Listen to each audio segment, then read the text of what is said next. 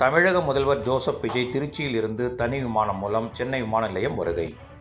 கரூரில் நடைபெற்ற அரசு நிகழ்ச்சி மற்றும் மக்கள் நிகழ்ச்சி, 41 பேர் உயிரிழந்த குடும்பத்தாருக்கு நேரில் சென்று ஆறுதல் தெரிவித்த நிகழ்ச்சி உள்ளிட்ட நிகழ்ச்சிகளை முடித்துவிட்டு ரோட் ஷோ உள்ளிட்டவைகளை முடித்துவிட்டு தனி விமானம் மூலம் திருச்சி வழியாக சென்னை விமான நிலையம் வந்தடைந்த தமிழக முதல்வர் ஜோசப் விஜய், சென்னை விமான நிலையத்தில் இருந்து வெளியே வந்த தமிழக முதல்வர் ஜோசப் விஜய் சாலையில் செல்லும் பொழுது சாலை முழுவதும் மின் விளக்குகள் இன்றி காணப்பட்டது.